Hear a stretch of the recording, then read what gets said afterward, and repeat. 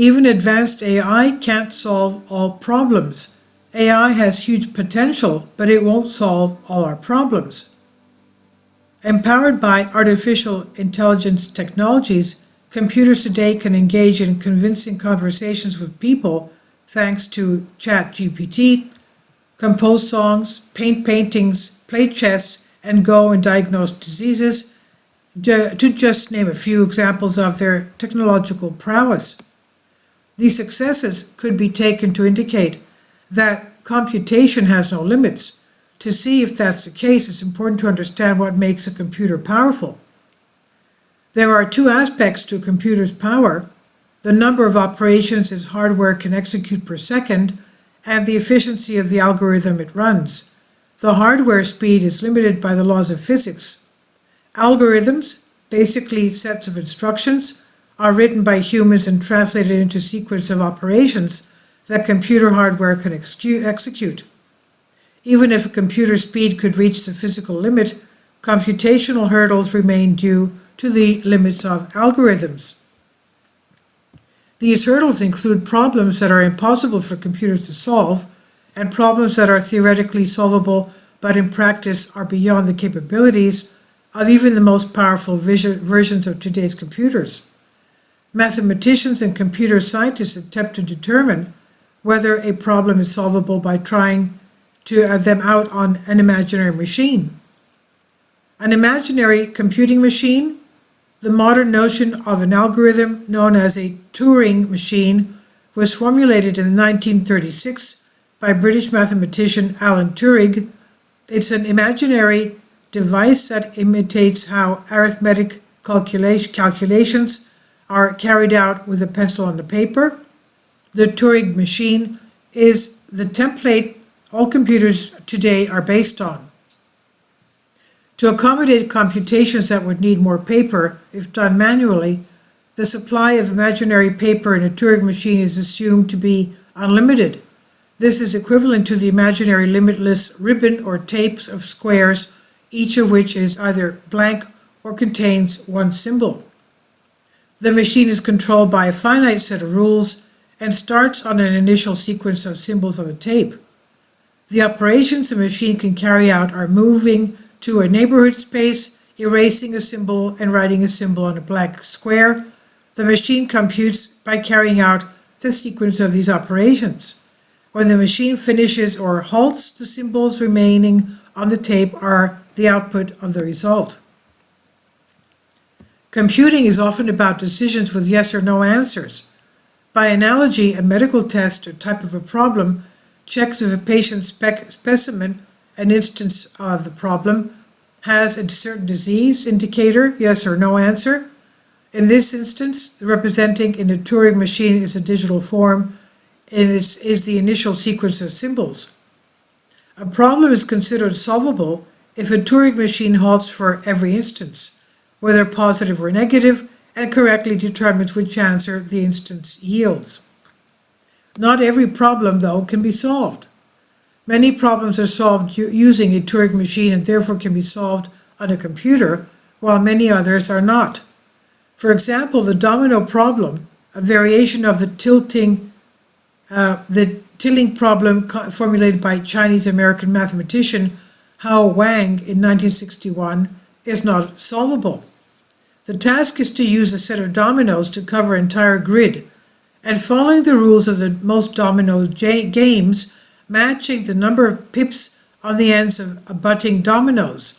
It turns out that there is no algorithm that can start with a set of dominoes and determine whether or not the set will completely cover the grid. Keeping it reasonable, a number of solvable problems can be solved by algorithms that halt in a reasonable amount of time. These polynomial time algorithms are efficient algorithms, meaning it's practical to use computers to solve instances of them. Thousands of other solvable problems are not known to have polynomial time algorithms, despite ongoing intensive efforts to find such algorithms, and these include the traveling salesman problem. The traveling salesman problem asks whether a set of points with some points directly connected, called a graph, has a path that starts from any point and goes through every other point exactly once and comes back to the original point. Imagine that a salesman wants to find a route that passes all households in a neighborhood exactly once and returns to the starting point. These problems, called NP-complete, were independently formulated and shown to exist in the early 1970s by two computer scientists, American-Canadian Stephen Cook and Ukrainian-American Leonid Levin. Cook, whose work came first, was awarded the 1982 Turing Award, the highest in computer science for this work. The cost of knowing exactly the best known algorithm for NP-complete problems are essentially searching for a solution to all possible answers. The traveling salesman problem on a graph of a few hundred points would take years to run on a supercomputer. Such algorithms are inefficient, meaning there are no mathematical shortcuts. Practical algorithms that address these problems in the real world can only offer approximations, though the approximations are improving.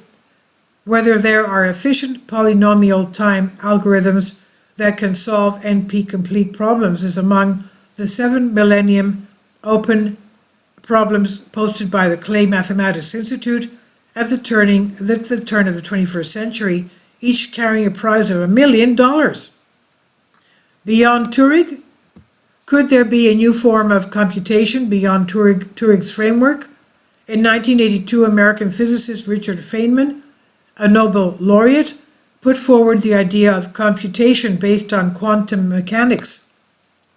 In 1995, Peter Shor, an American applied mathematician, presented a quantum algorithm to factor integers and polynomial time. Mathematicians believe that this is unsolvable by polynomial time algorithms in Turing's framework. Factoring an integer means finding a smaller integer greater than one that can divide the integer.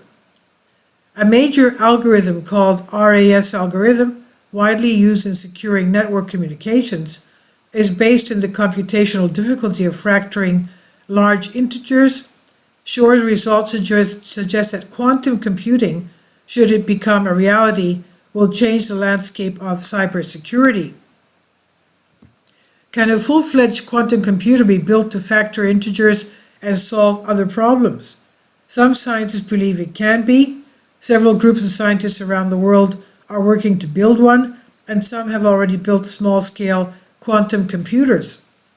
Nevertheless, like all novel technologies invented before, issues with quantum computation are almost certain to arise that would impose new limits. Jai Wang is a professor of computer science at UMass Lowell. Now, what's interesting, AI enables devices where everywhere. Nearly 77% of devices today use AI technology in one form or another. The growth of AI startups accelerated 14-fold since the year 2000, and we'd bet more of them are coming up every year. Business leaders trust AI's power in driving growth. And this is from Collective Spark, from Jay Wang from The Conversation. Please leave your comments. Thank you for your support. Kindly support my Patreon account. The daily posts are 5 videos daily, and they are totally different from what I have on my YouTube channel. Thank you so much for your support and that you find all my content so interesting. You'll find the Patreon account details in the description box.